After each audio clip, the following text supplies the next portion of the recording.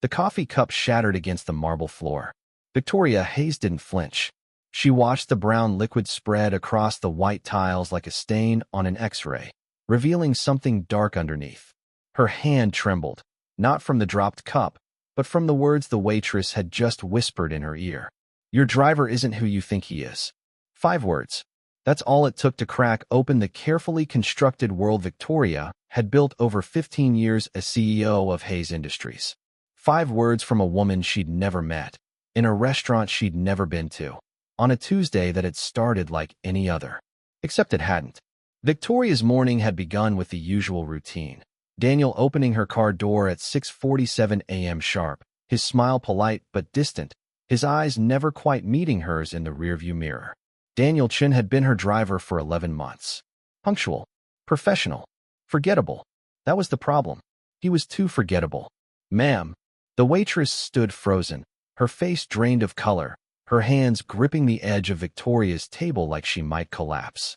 She was young, maybe 25, with dark hair pulled back in a tight ponytail and eyes that held something Victoria recognized instantly. Terror. "What did you just say?" Victoria's voice came out sharper than intended. Around them, the lunch crowd at Gatsby's continued their meals, oblivious. Silverware clinked. Laughter erupted from a corner booth. Someone's phone rang with an aggressive pop song. The waitress leaned closer, her voice dropping to barely a whisper. "That man outside, in the black Mercedes. The one who's been sitting in your car for the past 20 minutes, watching this restaurant." She swallowed hard. "His name isn't Daniel Chun." Victoria's blood turned to ice. "How do you?" "Because 8 years ago, that man destroyed my family." The waitress's eyes glistened. "And if he's working for you now, you're in danger. Real danger." "Hey there, beautiful souls. Welcome back to the channel. I'm so glad you're here for this story. It's one that'll have you questioning everyone you trust. Drop a comment below and let me know where you're watching from. And if you haven't subscribed yet, what are you waiting for? Hit that subscribe button because you won't want to miss how this unfolds. Trust me, this story gets darker with every twist. Now, back to Victoria, who just realized her entire world might be built on lies.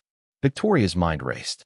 The waitress, her name tag read Emma McAllister, stood trembling, waiting for a response. Outside, through the floor-to-ceiling windows, Victoria could see her black Mercedes parked at the curb. Daniel sat in the driver's seat, his head tilted down. Was he looking at his phone? Or watching them? "Sit," Victoria commanded, gesturing to the empty chair across from her. Emma hesitated. "I can't. I'll lose my job." "I shouldn't have." "Sit." Now, Victoria's CEO voice, the one that had closed billion-dollar deals and shut down boardroom challenges, left no room for argument. Emma sat. "You have 60 seconds to tell me why I should believe you," Victoria said, her heart hammering against her ribs. "Start talking." Emma's hands shook as she pulled out her phone. "His real name is Nathan Reeves. 8 years ago, he worked for the Castellano family, not as muscle, but as something worse. A fixer. Someone who made problems disappear." She swiped through her phone, pulled up an old newspaper article, and slid it across the table. Victoria stared at the headline. Local business owner found dead in apparent suicide. Family disputes ruling. The photo showed a man in his 50s, smiling at a ribbon-cutting ceremony. Emma's voice cracked as she continued. "That's my father, Thomas McAllister. He owned a small manufacturing company. The Castellano family wanted his land. He refused to sell." She pointed at the article. 2 weeks later, he was dead. The police called it suicide. But my mother saw someone leaving our house that night. Someone who looked exactly like your driver." Victoria's throat tightened. "That doesn't mean..." "There's more." Emma swiped to another photo. It was grainy, clearly taken from a security camera. A man in a dark jacket, face partially visible, leaving a building. "This was taken the night before my father died. The man in this photo disappeared after that. No one could find him. Until I saw him outside this restaurant today, opening your car door, calling you ma'am." Victoria studied the photo. The angle was wrong, the quality poor, but something about the jawline, the way the man held himself. She looked out the window again. Daniel, Nathan, was still in the car. He checked his watch. Patient. Waiting. "Why are you telling me this?" Victoria asked. "If he's dangerous, if he's this Nathan Reeves, why risk warning me?" Emma's eyes filled with tears. Because when I saw you get out of that car this morning, you reminded me of my mother. Confident, successful, trusting. Her voice broke, and I watched that trust destroy her. After my father died, she spent every penny we had trying to prove it wasn't suicide. She died 3 years ago, still searching for answers. I can't. She wiped her eyes roughly. I can't watch someone else walk into a trap. Victoria's phone buzzed. A text from Daniel. Ready when you are, Ms. Hayes. Her stomach dropped. How long had he been planning this? What was his endgame? Her company had just finalized a merger with Castellano Industries, a legitimate corporation now, generations removed from their criminal past. Or so she'd been told. Ms. Hayes, Emma whispered urgently. If he's been your driver for almost a year, he's had access to everything. Your schedule, your home, your family. She paused. Does he have keys to your house? Victoria's blood ran cold. Yes, Daniel had keys. For emergencies, he'd said. In case she ever needed something from home while working late. Her daughter, Sophia, home from college for spring break. Home alone right now in their penthouse. Victoria grabbed her phone with shaking hands and pulled up the security app for her apartment. She scrolled to the live feed from the front door camera. The hallway was empty. Normal. But when she checked the timestamp on the last motion detection alert, her heart stopped. 23 minutes ago, someone had entered her apartment. Daniel was still in the car. So who was in her home? Victoria's finger hovered over Sophia's contact. Call her daughter? No. If someone was in the apartment, a ringing phone could alert them. She switched to their private messaging app, the one Sophia had insisted they download for emergencies only. Are you okay? Don't call. Just text back. 3 dots appeared immediately, then disappeared, then appeared again. Victoria's entire body tensed. 30 seconds felt like 30 hours. Finally, Mom, I'm fine. Why? Asterisk, where are you right now? Exactly where? Asterisk. In my room. Studying. Why are you being weird? Victoria's hands trembled as she typed. Lock your door. Don't open it for anyone. Not even Daniel. I'll explain later. Do it now. Mom, you're scaring me. Lock it. Please. Okay, done. What's going on? Victoria exhaled sharply, but her relief was razor thin. Sophia was safe. For now. But the security footage didn't lie. Someone had entered her apartment 23 minutes ago. She looked up at Emma, whose face had gone even paler. Is there another way out of here? Kitchen exit. Through the back. Emma stood quickly. But if he sees you leave. He won't. Victoria's mind shifted into the mode that had made her a Fortune 500 CEO. Calculating, strategic, ruthless. She pulled out her phone and called her head of security, James Meredith. He answered on the first ring. Ms. Hayes. James, I need you to listen very carefully and not ask questions yet. Her voice was steady now, cold. I need you to go to my apartment immediately. My daughter is there. Someone may have entered without authorization. Do not, I repeat, do not engage if you find anyone. Just get Sophia out safely and take her to the secure location we discussed last year. Understood. On my way. No hesitation. That's why she paid him what she did. And James? My driver cannot know about this. If he contacts you, tell him everything is routine. A pause. Copy that. Victoria hung up and turned back to Emma, whose eyes were wide with questions. Here's what you need to understand about me, Victoria said, her voice low and intense. I built Hayes Industries from nothing. My father was a mechanic. My mother cleaned houses. I put myself through business school working 3 jobs, and I clawed my way to the top of an industry that didn't want me there. She leaned forward. I've survived hostile takeovers, corporate espionage, and competitors who would have loved nothing more than to see me fail. So if this Nathan Reeves, or whoever he is, thinks I'm just some naive target, he's made a fatal miscalculation. Emma blinked. What are you going to do? First, I'm going to find out what he wants. Then, I'm going to make sure he regrets ever using my trust against me. Victoria stood, smoothing her blazer. But I need to know everything. Every detail you remember about what happened to your family. Everything about Nathan Reeves. Emma nodded quickly. I have files. My mother's investigation notes. She documented everything before she died. Gave them to me in case. Her voice caught. In case someone finally believed us. Where are they? My apartment. 20 minutes from here. Victoria checked her watch. Daniel would expect her back at the car in 5 minutes. She pulled out her corporate credit card and handed it to Emma. Colin's sick. Right now? Then meet me at the Meridian Hotel on 5th Avenue in exactly 1 hour. Room 2847. It's my company's executive suite. We'll go through everything there. Emma took the card with shaking hands. Why are you trusting me? You don't even know me. Because 8 years ago, someone ignored your mother when she said something was wrong. Victoria's eyes hardened. And because I've learned to recognize truth when I hear it. Your fear is real. Your anger is real. And most importantly, she glanced toward the Mercedes where Daniel sat, still waiting patiently. My instincts are screaming that you're right. Drop a comment if you can feel the tension building. Because Victoria's about to walk back to that car, look her potential enemy in the eye, and pretend everything is normal. Could you do it? Emma hurried toward the kitchen, and Victoria took a moment to steady herself. The drive back to Hayes Industries should have taken 15 minutes. Daniel made it in 12.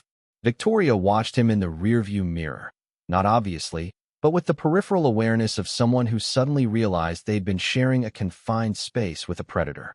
His hands on the wheel were steady, his movements precise. Nothing about his demeanor had changed, yet everything felt different. Her phone buzzed. James, apartment secure. Found 3 listening devices. 1 in your office. 2 in common areas. Sophia is safe at secondary location.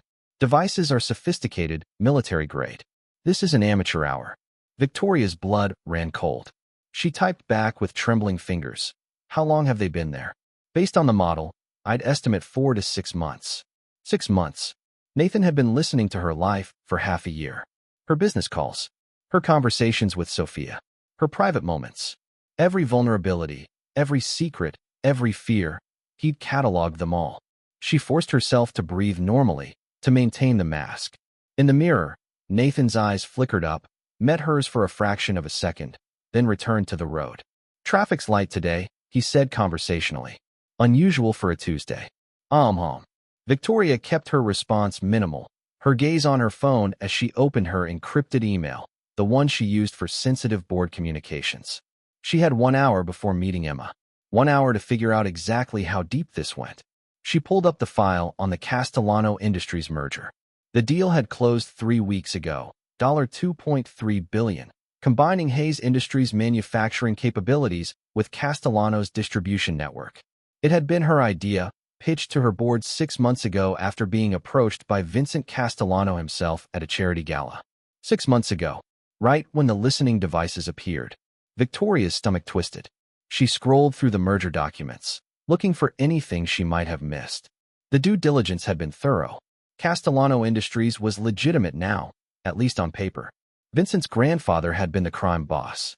Vincent himself was Harvard-educated, philanthropic, seemingly committed to leaving that legacy behind. But what if the legacy hadn't left him? Her phone buzzed again. This time, an unknown number. I know what you're thinking. Meet me at the fountain in Bailey Park.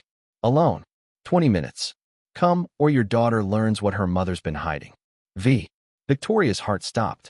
V. Vincent Castellano. She looked up sharply. Nathan was watching her in the mirror, his expression unreadable. Everything all right, Miss Hayes? Fine. The word came out too quickly. She cleared her throat. Actually, Daniel, change of plans. Take me to Bailey Park. Something flickered across his face. Surprise? Concern? Before the professional mask snapped back into place. The park? I thought you had meetings this afternoon. I rescheduled. Victoria held his gaze in the mirror, challenging him. Problem? No, ma'am. Bailey Park it is. As Nathan redirected the car, Victoria's mind raced. This was a trap. It had to be. Vincent Castellano knew about the devices, which meant he'd either planted them or knew who had.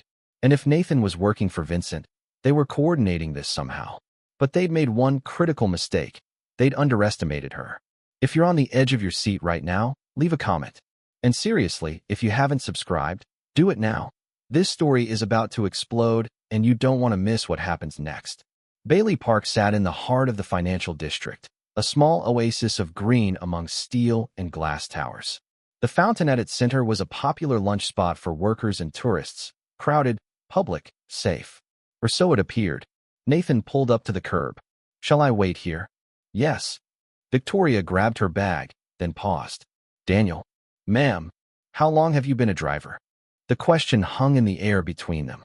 Nathan's expression didn't change, but his fingers tightened almost imperceptibly on the steering wheel. 5 years, ma'am. Why do you ask? Just curious. Victoria opened her door before he could exit to do it for her. I realized I don't know much about you. We should fix that sometime. She didn't wait for his response. She stepped out into the afternoon sun and walked toward the park, feeling his eyes boring into her back with every step. The fountain was exactly where she remembered, surrounded by benches, office workers eating lunches, a group of tourists taking photos. And standing beside the fountain, feeding pigeons like some kind of movie cliché, was Vincent Castellano. He looked exactly like his photos, mid-40s, impeccably dressed in a charcoal suit, dark hair graying at the temples. Handsome in that dangerous way that probably made people trust him. He saw her approaching and smiled. Victoria, thank you for coming. I didn't have much choice. She stopped several feet away, maintaining distance. Threatening my daughter was a nice touch. Very classy.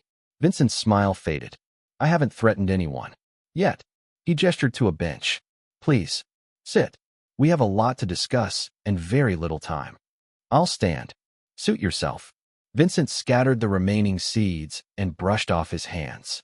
I'm going to tell you something, and you're going to have exactly 2 choices. Believe me and live, or dismiss me and die. Those are the stakes. Victoria's pulse hammered, but she kept her voice steady. Dramatic. Go on. Your driver, the man you know as Daniel Chun, his real name is Nathan Reeves. Former intelligence operative, disavowed 3 years ago for unauthorized operations. He's highly trained, highly dangerous, and, Vincent met her eyes. He's planning to kill you. Tonight, in fact. The world tilted. Victoria gripped her bag. And you know this how? Because I hired him. The admission hit like a physical blow. Victoria took an involuntary step back, her mind reeling. Vincent raised his hands in a placating gesture. Wait. Let me finish. I hired him 6 months ago. Yes, but not to hurt you. I hired him to protect you. Because someone else hired him first, and when I found out, I made him a better offer. That makes no sense. The listening devices in your apartment? Vincent cut her off. Nathan planted those. But he planted them so I would know what the real threat was planning. The person who originally hired Nathan, the person who wants you dead, is someone in your inner circle. Someone you trust completely. Victoria's blood turned to ice. Who? Vincent's expression darkened. Your head of security, James Meredith. And right now, he's alone with your daughter. Victoria's phone was in her hand before she'd consciously decided to move. She pulled up Sophia's contact, but Vincent caught her wrist. Don't. If you call, he'll know you know. Your daughter becomes a liability instead of leverage. Then what? Nathan is your only option. He's the only one who can get to your daughter before James does something irreversible. Vincent released her wrist. I'm telling you this because the merger was legitimate. I'm out of that life. But James isn't. He's been working for my cousins, the ones who never left the family business. They want Hayes Industries, and they've spent years positioning James to take it. With you dead and your daughter traumatized, the company becomes vulnerable. The board will panic. James will step in as interim security chief and trusted advisor. And piece by piece, my cousins will dismantle everything you've built. Victoria's mind spun. James had been with her for 7 years. Vetted. Trusted. He'd saved her from a stalker 4 years ago, taking a bullet meant for her. Or had he? What if that stalker had been staged? What if everything had been part of a longer plan? Why should I believe you? Victoria demanded. You just admitted you hired Nathan. To save your life. Check your security footage. Really check it. The man who entered your apartment today? That wasn't a delivery person. That was James, planting evidence. When he rescues your daughter, he's going to find that evidence. Drugs, classified documents, something devastating. And then he's going to use it to control you. Or eliminate you. Victoria's phone buzzed. A text from an unknown number. James is moving. You have 10 minutes. Trust me or lose everything. N. She looked up. Across the park, she could see her Mercedes. Nathan stood beside it, phone in hand, watching her. Vincent followed her gaze. Choose quickly, Victoria. Because in 10 minutes, your daughter's life depends on whether you can trust the right monster. Victoria's finger hovered over Sophia's contact for the 3rd time in as many minutes. Every instinct screamed to call her daughter, to hear her voice, to confirm she was safe. But Vincent's warning echoed in her mind. If you call, he'll know you know. She looked at Vincent, then at Nathan across the park, then back at her phone. 3 men.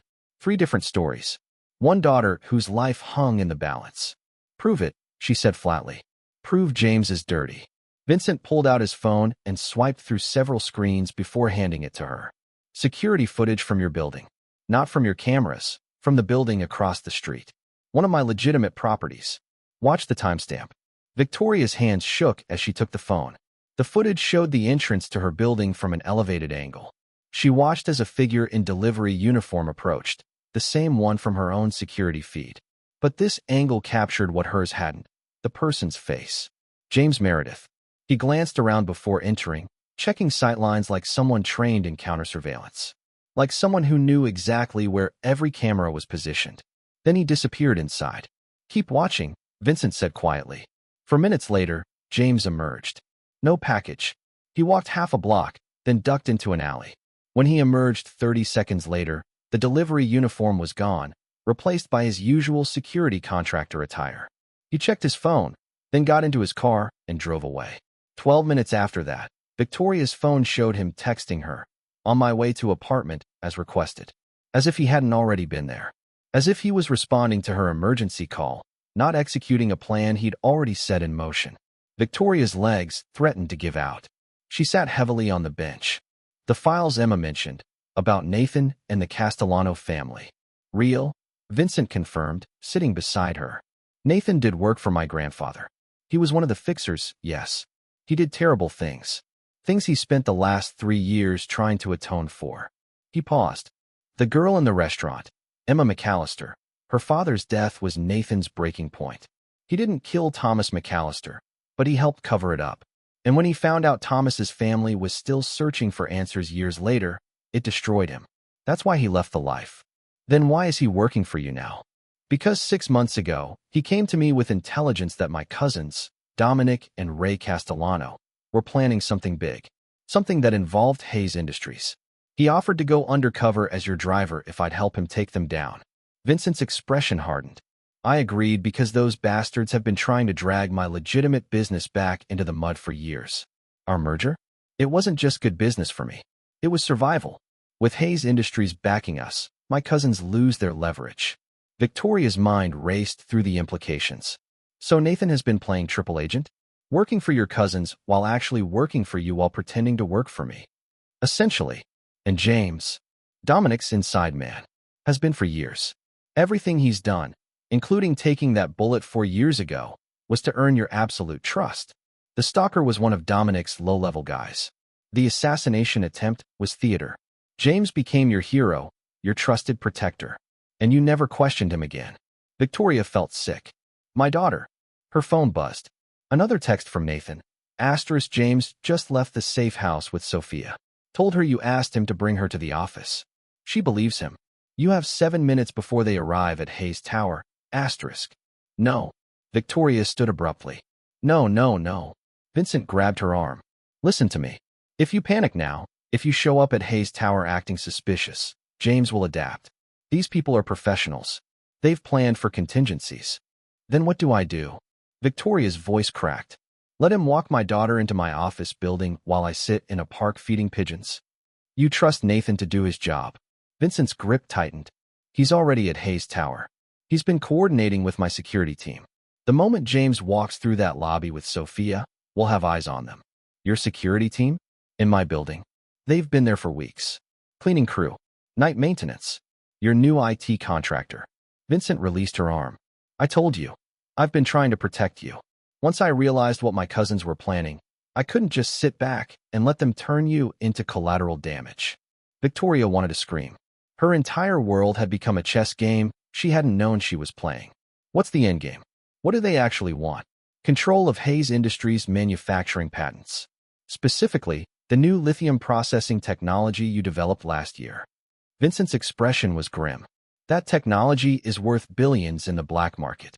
Military applications, unregulated battery production, you name it. With those patents, my cousins could rebuild the Castellano empire in a single generation. Comment below if you saw this coming, or if you're as blindsided as Victoria right now. And hit subscribe because this story is spiraling fast. Victoria's phone rang. The caller ID showed her office line, Grace, her assistant. "I have to take this," she said to Vincent, answering. "Grace. Ms. Hayes, I'm sorry to bother you, but Mr. Meredith just arrived with Sophia. He said there was a security concern at your home, and you asked him to bring her here." Grace's voice carried a note of confusion. "I told him you'd cleared your schedule for a family emergency, and he said that's exactly why he brought her. Something about keeping her close until the threat was resolved?" Victoria's heart hammered. "Where are they now?" "I sent them to your private office to wait." "Was that wrong?" "Mr. Meredith has clearance." "No, that's fine. Thank you, Grace." Victoria forced her voice to remain calm. "I'll be there in 10 minutes. Can you bring them some water? And Grace, stay with them until I arrive. Don't leave Sophia alone with James under any circumstances." A pause. "Ms. Hayes, is everything all right?" "Just a precaution. Please stay with them." "Of course." Victoria hung up and turned to Vincent. "Grace is with them. That buys us time, but not much. James won't make a move with a witness, will he? Depends on how desperate he is. If he thinks his cover is blown." Vincent didn't finish the sentence. He didn't have to. Victoria's mind shifted into combat mode. "What assets do you have in my building right now?" 3 men. 2 in the lobby posing as building security. 1 in the maintenance corridor on your floor. "Can they get to my office without being obvious?" "Yes. But Victoria, if we move too fast, if James suspects anything." "He already suspects." Victoria's voice turned cold. "He planted those devices. He staged that delivery. He's been moving his pieces into position for months. The only question is whether we can move faster." She looked Vincent dead in the eye. "Can Nathan get to my office without James seeing him?" "There's a service entrance on the 43rd floor. Nathan knows the building layout. He's been your driver for almost a year." "Then here's what we're going to do." Victoria pulled out her phone and opened her building's security app, the one that controlled access to her private elevator and office suite. "I'm going to lock down my office. No one gets in or out without my explicit authorization. That traps James and Sophia, yes, but it also protects Sophia from being taken anywhere. James will know something's wrong the moment the locks engage." "Good. Let him know. Cornered rats make mistakes." Victoria's fingers flew across the screen. "Meanwhile, Nathan uses the service entrance to get into position outside my office. Your men secure the floor, and I walk in through the front door like nothing's wrong." Vincent studied her with something like respect. "You're going to confront him directly. I'm going to make him show his hand. Because right now, we have suspicions and circumstantial evidence. What we need is proof, something concrete that puts James and your cousins away for good." Victoria's eyes hardened. "And I need to look my daughter in the eye and tell her she's safe. That her mother has everything under control. Even if it was a lie. Even if Victoria had never felt less in control in her entire life." Her phone buzzed one more time. "Nathan, I'm in position. Say the word." Victoria looked at Vincent. "How much do you trust him?" "With my life." "Wrong answer. How much do you trust him with my daughter's life?" Vincent met her gaze steadily. "Nathan Reeves has done terrible things. He's killed people, destroyed families. But Emma McAllister's father? That broke something in him. He swore he'd never let another innocent person die because of his choices." He paused. "He'll protect Sophia like she's his own daughter. Or he'll die trying." Victoria nodded slowly. Then she typed, "Game on." The elevator ride to the 43rd floor took 38 seconds. Victoria counted every one. She'd entered Hayes Tower through the main lobby, nodded pleasantly to the security guards, 2 of whom were apparently Vincent's men, and maintained the perfect mask of a CEO returning from a rescheduled lunch. Her heels clicked against the marble with practiced confidence. Her expression revealed nothing. Inside, she was drowning in terror. The elevator dinged. The door slid open. Victoria stepped into the reception area of her executive suite and found Grace standing outside her office door, tablet in hand, looking uncomfortable. "Ms. Hayes, thank goodness." Grace's relief was palpable. "Mr. Meredith has been asking when you'd arrive. He seems agitated." "I'm sure he is." Victoria squeezed Grace's shoulder. "Thank you for staying with them. I'll take it from here. Why don't you take an early day? You've earned it." Grace hesitated. "Are you sure? If there's a security situation." "I'm positive. Go. Enjoy your afternoon." Victoria waited until Grace gathered her things and disappeared into the elevator before approaching her office door. Through the frosted glass, She could see two silhouettes. One seated, one pacing. She placed her palm on the biometric scanner. The lock clicked open. James turned as she entered, his expression perfectly calibrated to show concern. "Ms. Hayes, thank God. I was getting worried." Sophia jumped up from the leather couch. "Mom, what's going on?" James said someone broke into the apartment. "Baby, come here." Victoria pulled her daughter into a tight embrace, breathing in her familiar scent, lavender shampoo, and the coffee she wasn't supposed to be drinking. Over Sophia's shoulder, she locked eyes with James. "Thank you for bringing her here safely, James." "Of course." James's smile didn't quite reach his eyes. "Though I'm confused about the lockdown protocols. The office sealed itself the moment I arrived. Security precaution." Victoria released Sophia, but kept one hand on her daughter's arm. "After what you found at the apartment, I thought it best to secure all my properties." "What I found?" James's expression flickered, just for a moment. "I'm not sure what you mean." "The listening devices. You texted me about them." Victoria pulled out her phone, displaying the message. "See? Right here." She watched his face carefully. The confusion was good, almost believable, but his right hand had moved imperceptibly closer to the weapon she knew he carried at his hip. "Miss Hayes, I think there's been a misunderstanding. I found evidence of a break-in, yes, but I didn't mention any listening devices." "Didn't you?" Victoria tilted her head. "Strange. I could have sworn." She pulled up the security footage from across the street, the one Vincent had shown her. "Maybe this will jog your memory." She turned the phone so both James and Sophia could see. Sophia gasped. James went very still. "Mom, is that?" Sophia looked between them. "That's James. In a delivery uniform.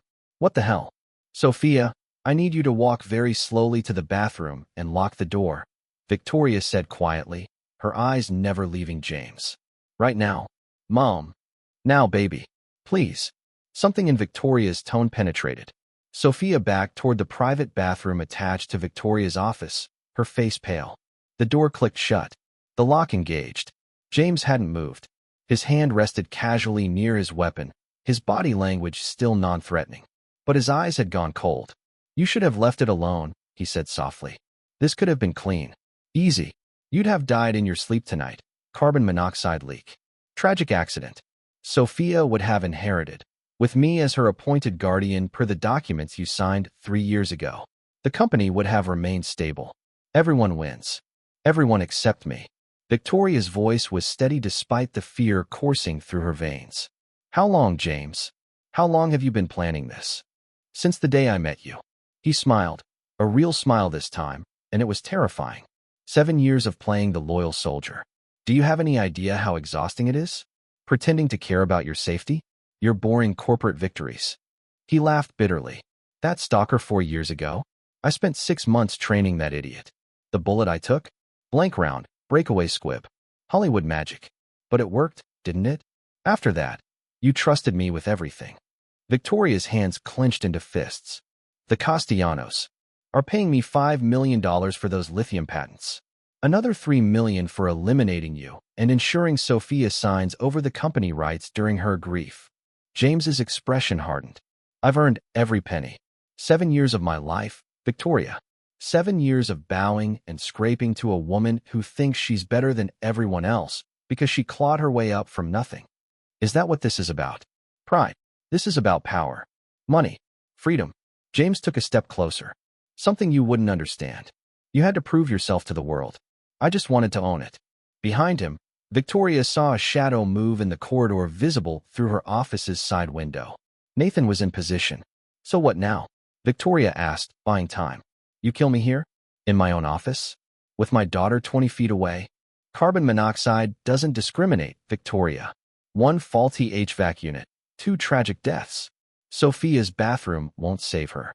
James pulled out his phone. "In fact, I already made the adjustment. The gas started pumping into your private ventilation system about 5 minutes ago. We have maybe 10 minutes before symptoms start. 15 before unconsciousness."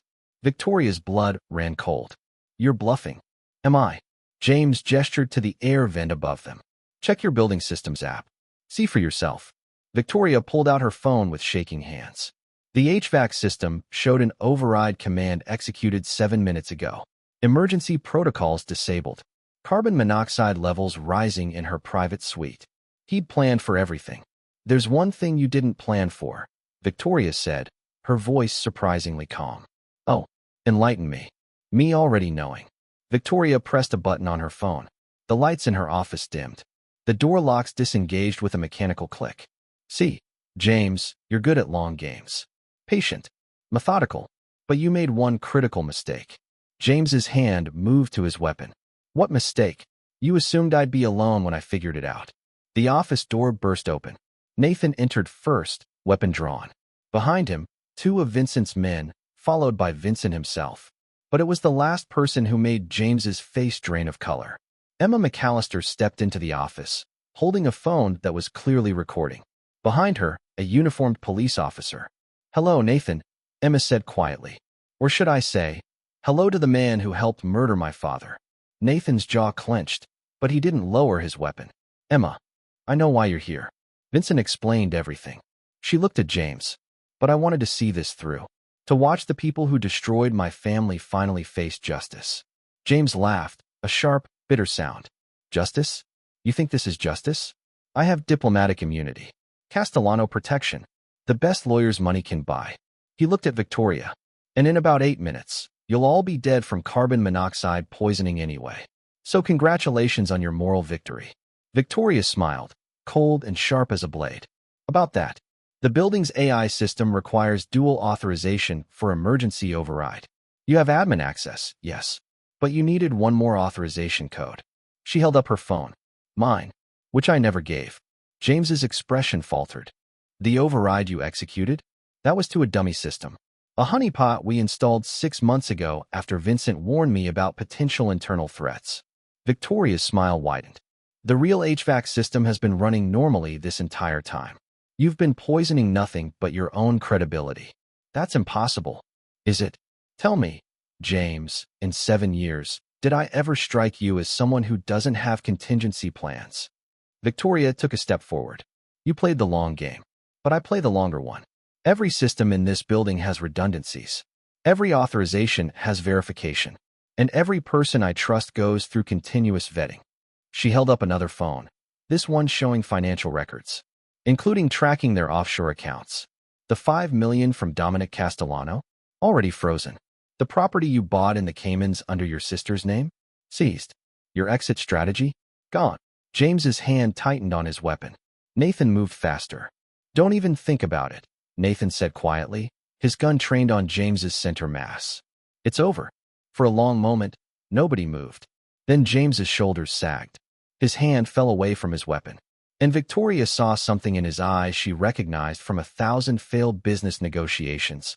The moment someone realizes they've lost everything. The police officer stepped forward. James Meredith, you're under arrest for conspiracy to commit murder, corporate espionage, and fraud. As they cuffed him, James looked at Victoria one last time. You really had me fooled. I actually thought you were just a naive CO who'd gotten lucky. I know, Victoria said softly. That was the point. The bathroom door opened. Sophia emerged, pale but steady. Is it safe? Victoria pulled her daughter close. It's safe, baby. It's over. But even as she said it, even as James was led away and her office began to empty, Victoria caught Nathan's eye. And she saw something there that told her the truth. It wasn't over. Not even close. Because Emma McAllister was still staring at Nathan like she was deciding whether to thank him or shoot him herself. The police took James away at 3:47 p.m. By 4:15 p.m., Victoria's office had become a crime scene processing center. By 5:30 p.m., she'd given 3 separate statements to detectives, watched her head of security get loaded into a police van, and held her daughter while Sophia cried angry, confused tears. By 6 p.m., she was alone in her office with Nathan Reeves and Emma McAllister, and the tension was thick enough to choke on. You should go home, Nathan said quietly to Emma. You did what you came to do. James is in custody. The Castellanos will fall next. Will they? Emma's voice was sharp. She stood by the window, arms crossed, her reflection ghostly in the darkening glass. Or will they disappear like you did? Vanish into new identities while families like mine are left with nothing but grief. Nathan's jaw tightened. Emma, don't. She turned to face him, and Victoria saw the years of pain etched in her young face. Don't say my name like we're friends. Like you didn't help destroy everything I loved. Victoria watched the exchange, her heart aching. She'd sent Sophia to stay with her sister across town. Somewhere safe, somewhere far from this mess. Now she stood between two people bound by tragedy, and she understood with sudden clarity that this wasn't over. James had been a symptom. The real disease ran deeper. Emma, Victoria said gently, I know you're angry. You have every right to be. But Nathan helped save my daughter today. He helped stop James. That has to count for something. Does it? Emma's eyes glistened. My mother died searching for answers. Died broken, and abandoned by everyone who should have helped her. And she pointed at Nathan. He was there? The night my father died. He knows what happened. He knows who gave the order, who executed it, who covered it up. And for 8 years, he stayed silent. Nathan looked like he'd been struck. I couldn't. Couldn't what? Couldn't face what you'd done? Couldn't risk your own skin to give my family closure. Emma's voice cracked. My little brother was 12 when my father died. He's 20 now, and he still has nightmares. My mother used her last breath asking me to find the truth. And you could have given it to her at any time. The room fell silent except for the hum of the city beyond the windows. Victoria saw Nathan's hands shake before he clenched them into fists. You're right, Nathan said finally, his voice hoarse. Everything you've said is right. I was a coward. I took the easy way out, left the life, changed my name, told myself that working against the Castellanos now somehow balanced the scales. He met Emma's gaze. It doesn't. Nothing I do will bring your father back or ease your family's pain. But I can give you the truth. All of it. On record. Names, dates, evidence. Everything. Emma's expression flickered. Just like that. Just like that. Nathan pulled out his phone. I've been documenting everything for 3 years. The entire Castellano operation, past and present. I was waiting for the right moment to bring it all down. He looked at Victoria. James was small fish. Dominic and Ray Castellano are the real targets. But to get them, I needed leverage. I needed proof of current crimes, not just historical ones. Victoria's stomach sank. What are you saying? I'm saying the Hayes Industries merger was never legitimate. Nathan's expression was grim. Vincent believes he's clean, that he's out of the family business. But his cousins have been using his company for money laundering from day one. Every shipment, every transaction, every contract, it's all a front. And now that Hayes Industries is part of it, you are too. The words hit Victoria like a freight train. No, we did due diligence. We vetted everything. James helped you vet it. Nathan's tone was apologetic, but firm. He made sure you only saw what the Castellanos wanted you to see. Clean books, legitimate operations, a reformed family business. But the real operation runs underneath. And now your manufacturing facilities, your patents, your distribution network, all of it is being used to move illegal goods across 3 continents. Victoria sank into her chair. How long? The integration started 3 weeks ago, right after the merger closed. Nathan pulled up files on his phone and projected them onto her office screen. Shipping manifests, financial transfers, coded communications. They've been careful. Everything looks legitimate on the surface. But I've been tracking the inconsistencies. Missing shipments that reappear in different ports. Payments that don't match invoice amounts. Shell companies that exist only on paper. Emma stepped closer to the screen, her anger temporarily displaced by focus. This is what you've been gathering? For 3 years. This is what I've been gathering to take down the entire Castellano operation, Nathan confirmed. But here's the problem.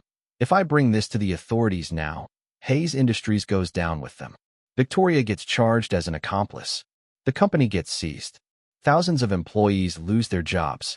And Dominic and Ray's lawyers argue their clients were operating in good faith through a legitimate merger. So we're trapped, Victoria said hollowly. Damned if we expose them, damned if we don't. There's another option. Nathan turned off the projection. We play along. Feed the Castellanos false information. Make them think the operation is running smoothly while I document everything from the inside. Build an airtight case that separates Hayes Industries from the criminal operation. Then we bring it all down at once. The Castellanos, their network, everything. With Hayes Industries positioned as an unwitting victim. How long would that take? Victoria asked. 6 months. Maybe a year. Emma laughed bitterly. A year of letting them profit from crime. A year of staying silent while they destroy more families. A year of building a case that actually sticks, Nathan countered. Emma, I understand your anger. But if we move now, the Castellanos walk. Their lawyers are that good. We need time to. I don't have time. Emma's voice broke. I've already lost 8 years. My mother's already dead. My family is already destroyed. How much more am I supposed to sacrifice for your perfect case? Victoria's phone buzzed. A text from an unknown number. Unfortunate about James. But the game continues. Your daughter looked lovely leaving the building this evening. Such a shame she doesn't have better security now.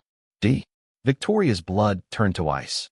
Dominic Castellano just threatened Sophia. Nathan grabbed her phone, his expression darkening as he read the message. He's sending a message. He knows James talked. He knows we're onto the operation. And he's telling us that if we push, Sophia pays the price. Then we get her protection. From who? Nathan's voice was harsh. James was your head of security. Who on your team can you trust now? The police? Dominic has contacts in every department. Federal agents? He'll see them coming a mile away. He ran a hand through his hair. The only way to keep Sophia safe is to make Dominic believe you're cooperating. That you're going along with the merger, looking the other way, playing the role of useful idiot. You're asking me to become complicit in crimes, Victoria said slowly. To actively participate in money laundering and smuggling while my daughter's life hangs in the balance. I'm asking you to survive long enough to win. Emma made a disgusted sound. This is exactly what you people do. Justify terrible choices with promises of eventual justice. My mother heard the same speeches. Be patient. Let us build the case. Don't make waves. She looked at Victoria with something like pity. She died waiting for that justice. Comment if you can feel Victoria's world collapsing. And subscribe, because this story is about to get so much darker before it gets better. Victoria stood and walked to the window, looking out over the city she'd conquered through sheer will and determination. Somewhere out there, her daughter was scared and vulnerable. Somewhere out there, the Castellanos were laughing at her predicament. Somewhere out there, families like Emma's were still waiting for justice that might never come. She thought about her mother, who'd cleaned houses while dreaming her daughter might have a better life. She thought about every obstacle she'd overcome, every person who'd underestimated her, every moment she'd chosen courage over comfort. Then she turned back to Nathan and Emma. No, she said simply. Nathan blinked. No. No to hiding. No to playing along. No to letting the Castellanos think they've won. Victoria's voice strengthened with each word. You said we need time to build a case? Then we build it faster. You said Dominic has contacts everywhere? Then we go over his head, Federal Task Force, FBI, Interpol if necessary. You said Sophia needs protection? Then we get her the best security money can buy, and we put her somewhere even Dominic can't reach. Victoria, you don't understand how powerful.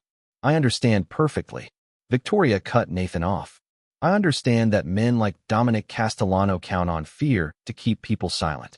I understand that they've built empires on the assumption that their victims will choose safety over justice. She looked at Emma. And I understand that your mother died fighting because no one with power stood beside her. Well, I have power, and I'm choosing to use it. Emma's expression shifted, hope warring with skepticism. What are you proposing? An alliance. You want justice for your family. Nathan wants to dismantle the Castellanos. I want my company clean and my daughter safe. Victoria pulled out her phone. I'm calling in every favor I've earned in 15 years as CEO. Every connection, every relationship, every piece of leverage. We're going to build your case, Nathan, but we're doing it in weeks, not months. And we're going to protect the people who matter while we do it. Nathan shook his head.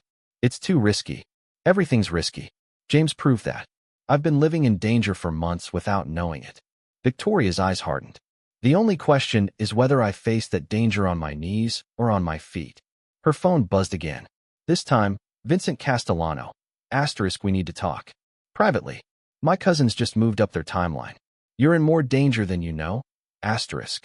Victoria showed the message to Nathan and Emma. Looks like we're out of time anyway. Emma stepped forward. If we're doing this, really doing this, I want in. All the way. Not as a victim, not as a witness. As a partner. You're a waitress, Nathan said, not unkindly. No offense, but I'm a waitress who spent 8 years learning everything about the Castellano organization. I know their habits, their properties, their associates. I know things even you don't. Emma's chin lifted. And I'm the only one here who has nothing left to lose. Victoria looked at this young woman who'd been brave enough to warn a stranger in a restaurant, and she saw something of herself. The girl who'd fought her way up from nothing, who'd refused to accept the limitations others placed on her. Partners, Victoria said, extending her hand. Emma shook it. Then, after a long moment, Nathan did too. This is insane, Nathan muttered. We're going to get killed. Probably, Victoria agreed. But at least we'll go down fighting. Vincent Castellano chose the meeting location, a private dining room at Giovanni's, an upscale Italian restaurant his family had owned for 3 generations. The irony wasn't lost on Victoria, discussing how to destroy the Castellano criminal empire while eating their pasta. She arrived at 8 p.m. with Nathan as her driver and Emma hidden in the back seat, recording everything on her phone. Vincent had insisted on privacy, but Victoria had learned her lesson about trust. Vincent was already seated when she entered, a bottle of wine untouched on the table. He looked exhausted, dark circles under his eyes, his usually immaculate suit slightly rumpled. "Thank you for coming," he said, standing. "I wasn't sure you would after Dominic's message. Your cousin threatened my daughter." Victoria remained standing. "Give me one reason I shouldn't have brought the FBI to this meeting instead." "Because the FBI can't move fast enough to save Sophia." "I can." Vincent gestured to the chair across from him. "Please, sit. I have maybe 20 minutes before Dominic realizes I'm meeting with you, and there are things you need to know." Victoria sat slowly, every muscle tense. "Talk." Vincent poured 2 glasses of wine, though neither of them touched them. "My cousins moved up their timeline because James got arrested. They're panicking. When people like Dominic panic, they make violent decisions." He pulled out his phone and showed her a series of text messages. "These are from the past 3 hours. They're planning to eliminate anyone who might testify against them. That includes you, Nathan, Emma McAllister, and yes, Sophia as leverage to keep you quiet before they kill you." Victoria's hands clenched on the armrests. "When?" "Tomorrow night. There's a charity gala at the Metropolitan Museum, one you're scheduled to attend. They're planning to make it look like a robbery gone wrong. You get shot. In the chaos, Sophia gets taken. By the time anyone realizes what happened, she'll be leverage for your company's cooperation, and you'll be dead." "How do you know this?" "Because Dominic still thinks I'm on his side. He thinks the merger was my way back into the family business. He doesn't know about Nathan working for me, or that I've been documenting his crimes." Vincent's expression was pained. "He's my blood, Victoria. My cousin. We grew up together. But he's also a monster, and I can't let him destroy everything my grandfather spent his life trying to build, legitimate or not. Your grandfather was a crime boss, who spent his last years trying to go legitimate, trying to give his family a clean future." Vincent's voice hardened. "Dominic and Ray want to undo all of that.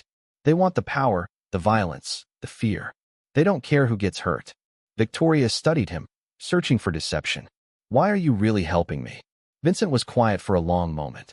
Then, "Because 15 years ago, my wife and daughter were killed in crossfire from one of my grandfather's operations. A deal gone wrong.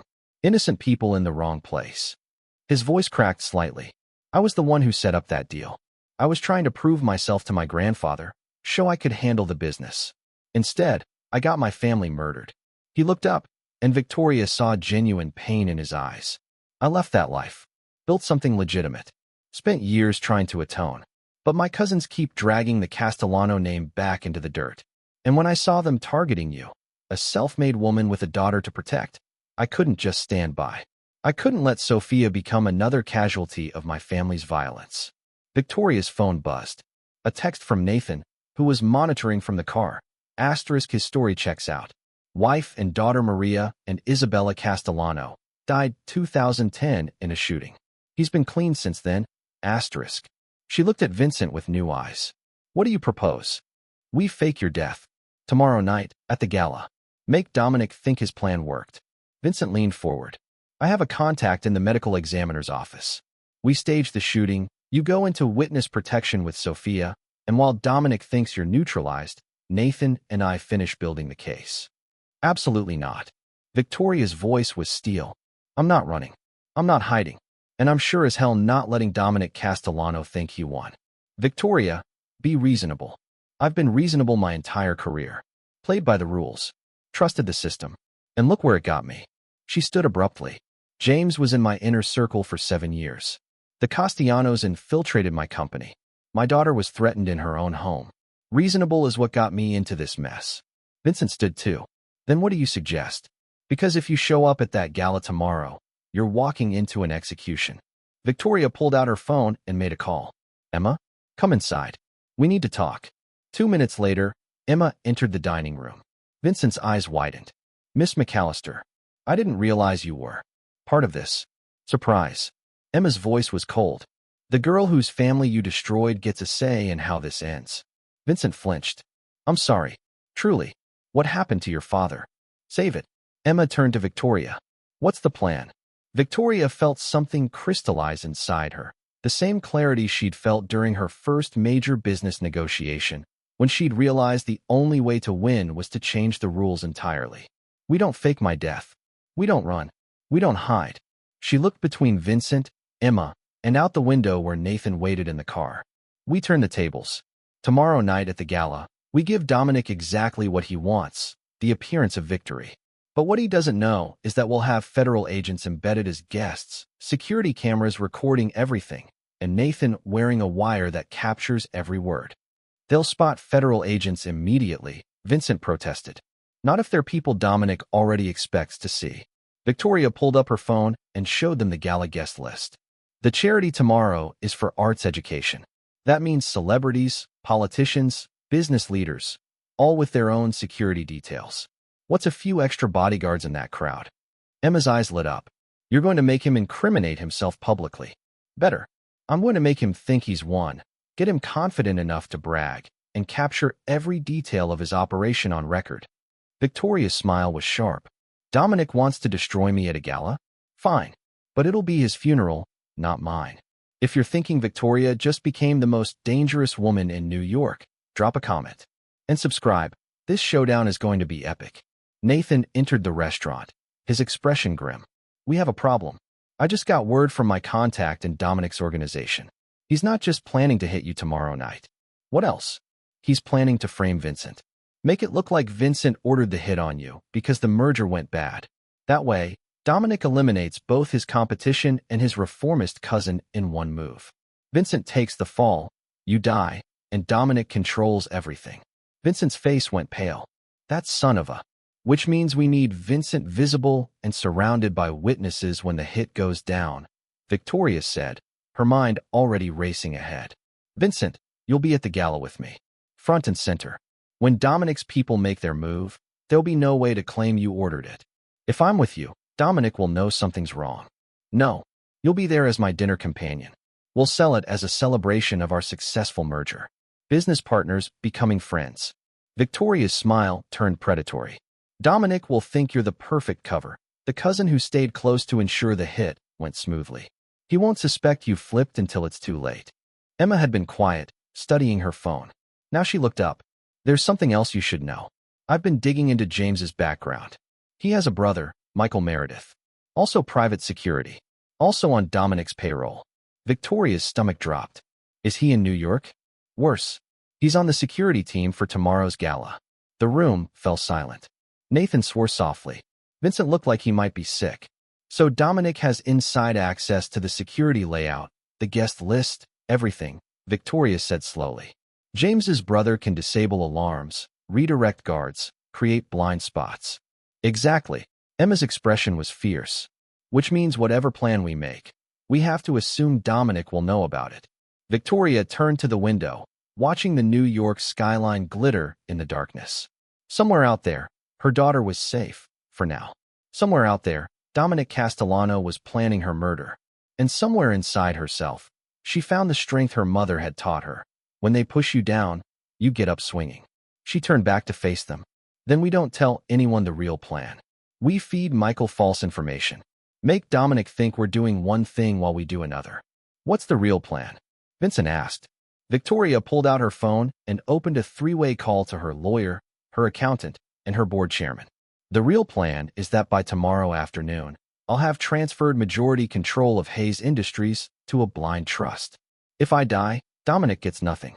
The company goes to charity, the patents become public domain, and every piece of evidence I've gathered gets released to the press. He'll know you're onto him, Nathan warned. Good. Let him know. Let him panic. Let him make mistakes. Victoria's eyes blazed. I'm done being the target. Tomorrow night, Dominic Castellano is going to learn what happens when you underestimate a woman who has nothing left to lose and everything to fight for. Emma stepped beside her. What do you need me to do? I need you to be the ace up our sleeve. The person no one expects. Victoria turned to her fully.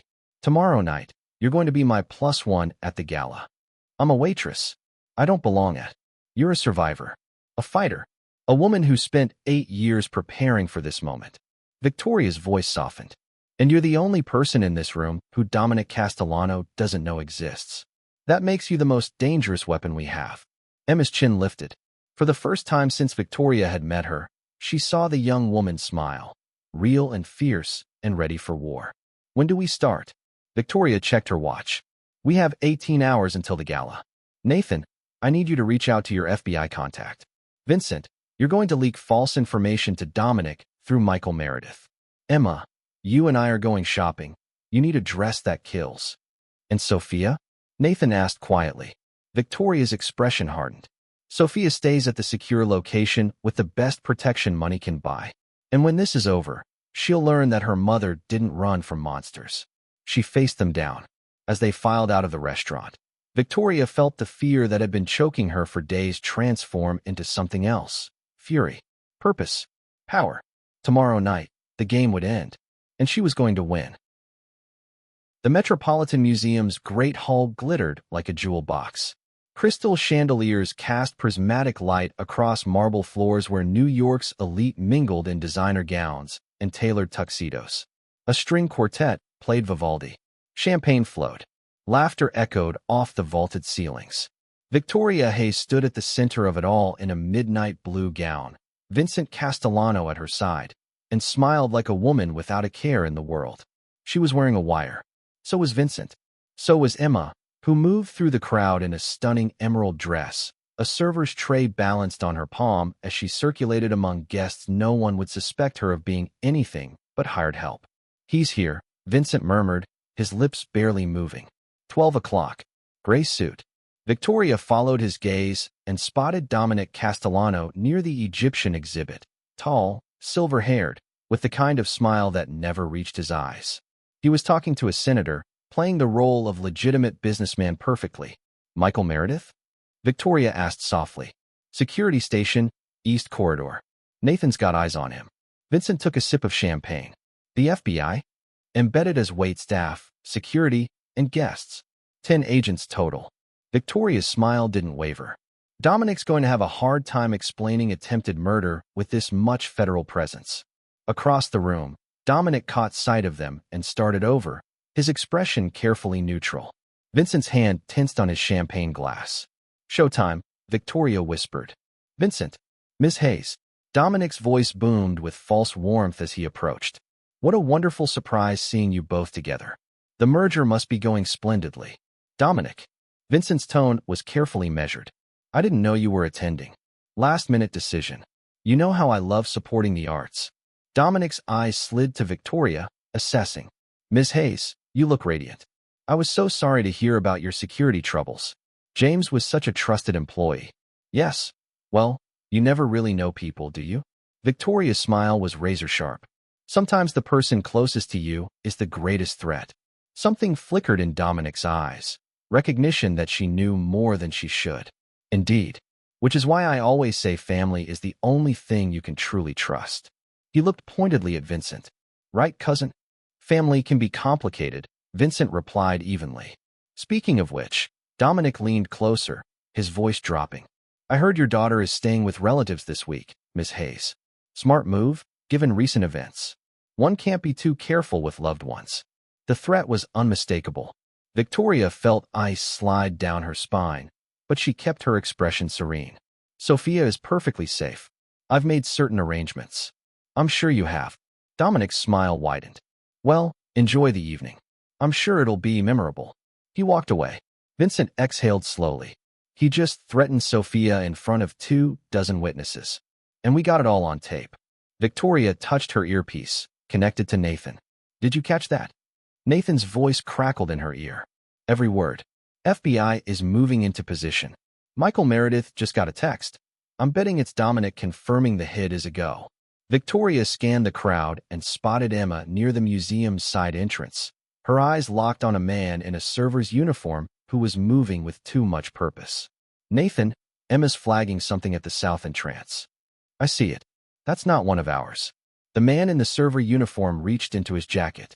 Emma moved faster, stepping directly into his path and deliberately spilling her entire tray of champagne across his chest. Oh my God, I'm so sorry. Emma's voice carried across the room as guests turned to look. The man tried to push past her, but Emma grabbed his arm. Please, let me help you clean up. Get off me. Security descended immediately, real security, FBI agents posing as museum guards. They surrounded the man, and Victoria saw the moment his hand came out of his jacket holding not a weapon, but a phone. False alarm, Nathan said in her ear. Just a nervous waiter. But Emma's instincts were good. Victoria's heart was hammering. Every shadow looked like a threat. Every stranger could be an assassin. She forced herself to breathe, to maintain composure. Then the lights went out.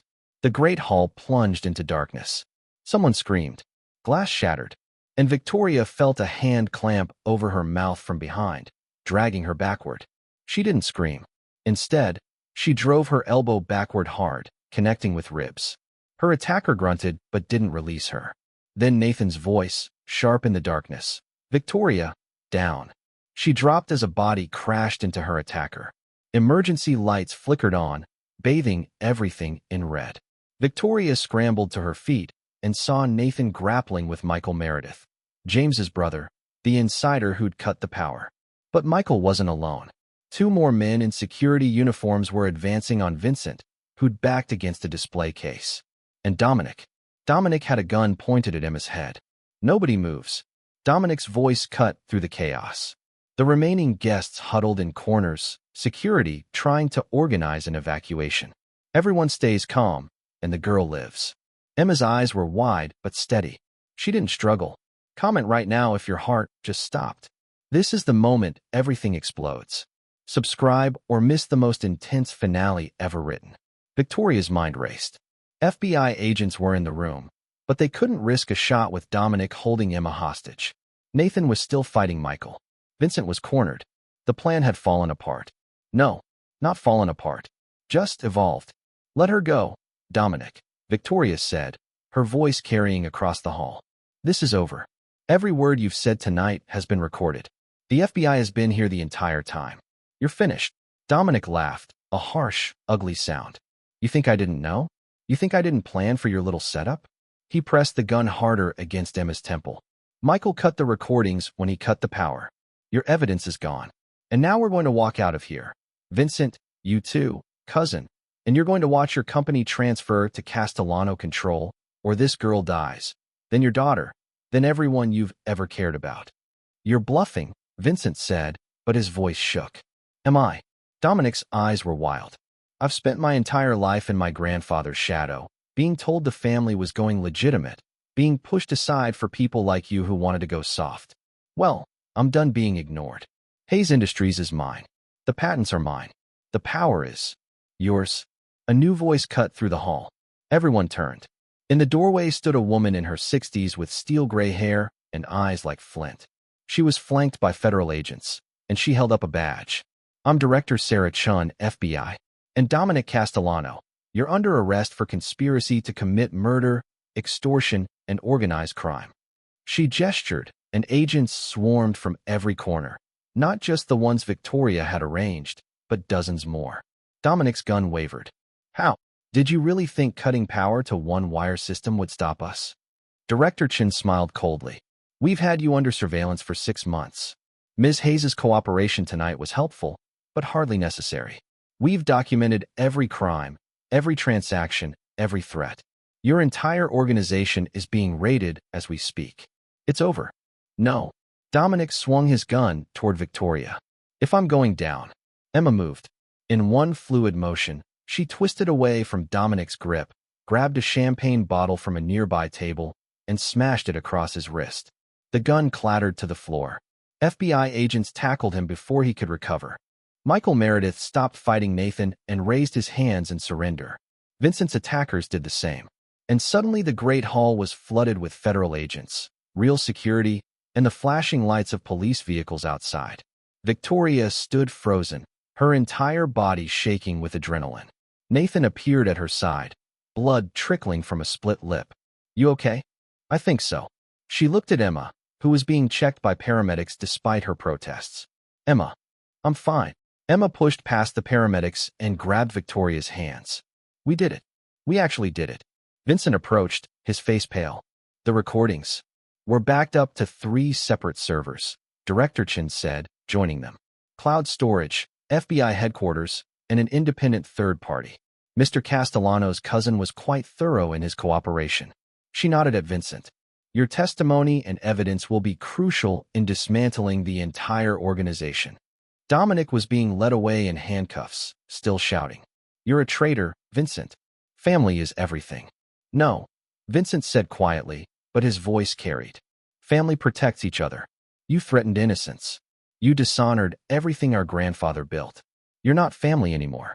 As the FBI processed the scene, Victoria pulled out her phone with trembling hands. She called Sophia. "Mom." Her daughter's voice was tearful. "I saw the news, the museum. Are you?" "I'm safe, baby. It's over. It's really over." Victoria's voice cracked. "I'm coming to get you right now, and then we're going home." "Is it really safe?" Victoria looked around the Great Hall, at the FBI agents securing evidence, at Dominic being loaded into a police van, at Emma and Nathan talking quietly in the corner, at Vincent giving his statement. "Yes," she said firmly. "It's safe now." An hour later, Victoria sat in the back of a police car, voluntarily, to give her official statement. Through the window, she watched Nathan approach Emma, who stood alone near the museum steps. Victoria couldn't hear their conversation, but she saw Emma's posture, defensive at first, then softening. Nathan pulled out an envelope and handed it to her. Emma opened it, read whatever was inside, and then, miraculously, her face crumpled. Nathan said something else, and Emma nodded. When Nathan returned to the car, Victoria raised an eyebrow. "What did you give her?" "Confessions. Written statements from everyone involved in her father's death. Names, dates, methods." Nathan's voice was heavy. "Everything her mother spent years searching for.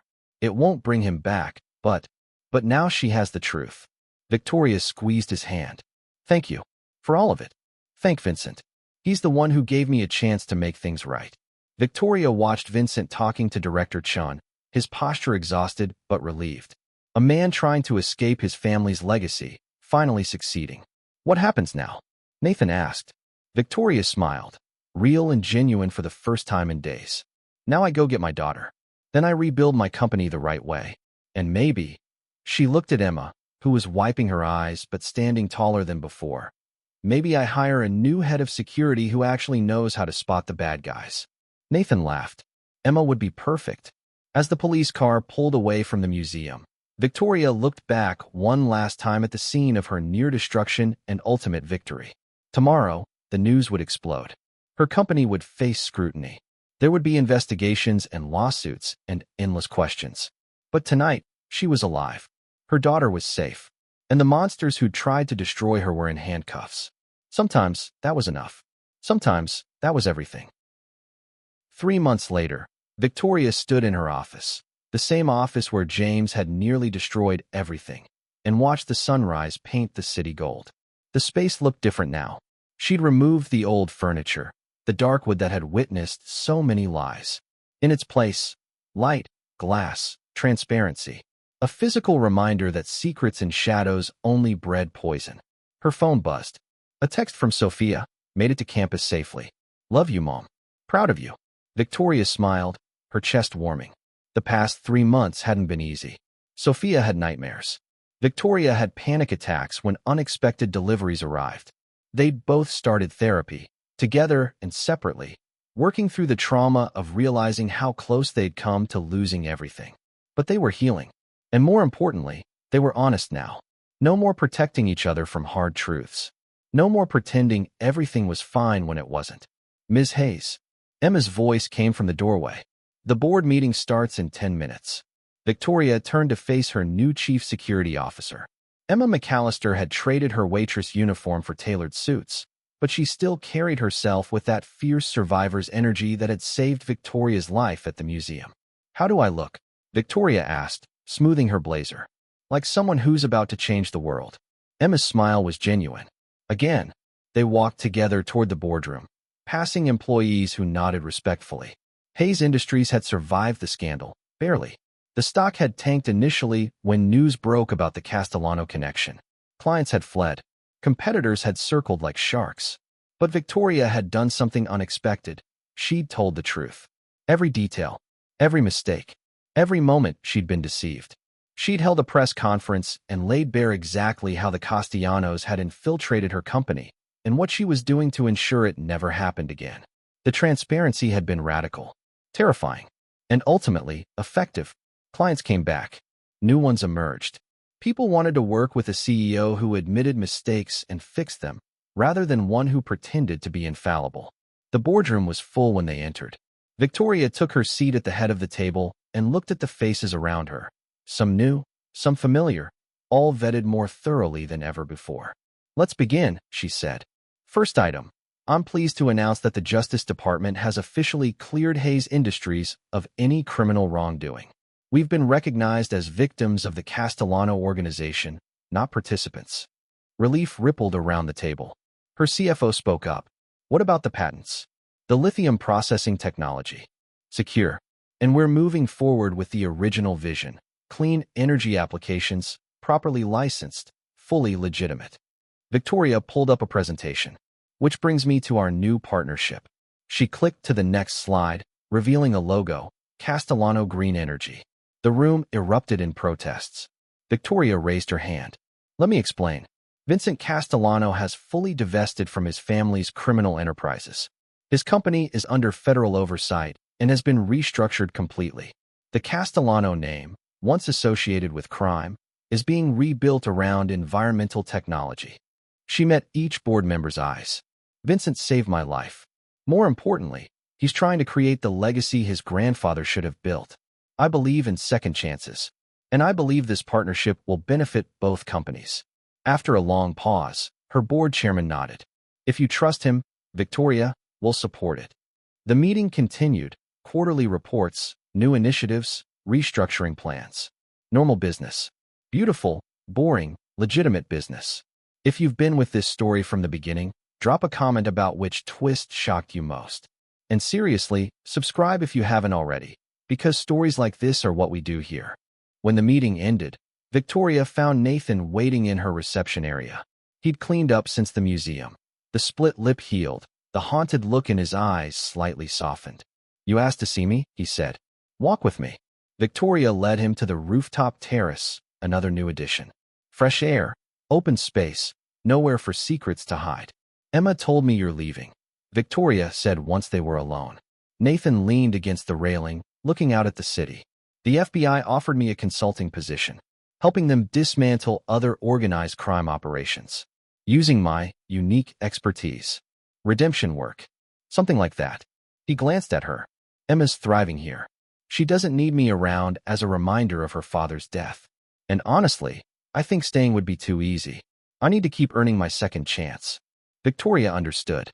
"For what it's worth, you saved my daughter's life. You saved mine. That counts. It's a start." Nathan's smile was sad. "Take care of Emma. She's stronger than she knows, but she still has nightmares. So do I. So does Sophia. We'll figure it out together." They shook hands, a final acknowledgement of the unlikely alliance that had saved them all. Then Nathan left, disappearing into the city like he'd never been there at all. Some ghosts, Victoria thought, were meant to keep moving. That evening, Victoria drove to Vincent's office, legitimate office, glass building, everything above board. They'd been meeting weekly, navigating the complexities of their partnership and the aftermath of his cousin's arrests. Dominic and Ray Castellano had been sentenced to life in prison. Their organization had been dismantled piece by piece. The family name was finally, truly clean. "How's the green energy division?" Victoria asked as they reviewed contracts. "Growing faster than projected. Turns out people really do want sustainable technology. Vincent signed a document and looked up. I've been thinking about your mother. Victoria blinked. My mother? You said she cleaned houses. Dreamed of better for you. Vincent's expression was thoughtful. My grandfather dreamed of legitimacy, but never achieved it. Your mother dreamed of success and lived to see you become CEO. Different dreamers, different outcomes. What's your point? My point is that legacy isn't what we inherit. It's what we build. Vincent stood and extended his hand. Thank you for giving me the chance to build something worth leaving behind. Victoria shook his hand, and in that moment, she saw not a Castellano, not a reformed criminal or a man haunted by his family's sins, but simply a person trying to be better than his past. Weren't they all? Later that night, Victoria sat in her penthouse, newly secured, newly cleansed of listening devices, newly peaceful, and video called Sophia. Her daughter's face filled the screen, bright and animated as she talked about her classes, her friends, her life returning to normal. Mom, you're not listening, Sophia laughed. I am. I promise. Victoria's voice caught. I'm just really happy to see you happy. Sophia's expression softened. I'm okay, Mom. We're both okay. Better than okay, actually. We're survivors. We are. Victoria smiled through sudden tears. When are you coming home next? 2 weeks. And Mom, maybe we could do something normal? Like dinner and a movie? No corporate emergencies, no life-threatening situations, just boring normal. Boring normal sounds perfect. After they hung up, Victoria walked to her window and looked out at the city she'd conquered, lost, and reclaimed. Somewhere out there, Emma was probably reviewing security protocols for tomorrow. Nathan was beginning his redemption work. Vincent was building something clean from something broken. And Victoria? She was simply grateful. Grateful for second chances. For daughters who forgave. For employees who stayed. For the strength to face monsters and the wisdom to recognize allies in unexpected places. Her phone buzzed one last time. A text from Emma. Tomorrow's security briefing at 9 a.m. And Victoria? Thank you. For everything. Victoria smiled and typed back. Thank you. For trusting a stranger in a restaurant. Sometimes that's all it takes, Emma replied. One person brave enough to speak up. Victoria set down her phone and returned to the window. The city glittered with possibility, with futures yet unwritten, with dreams still waiting to be built, with proof that even in the darkest moments, courage could tip the scales. She'd started with nothing, built an empire, nearly lost everything, and discovered that what mattered most wasn't the company or the money or the power. It was the people worth fighting for, and she'd fight for them every single time. Thanks for riding this incredible journey with me. Drop a comment telling me what you loved most about Victoria's story, and make sure you're subscribed because we've got more heart-pounding tales coming your way.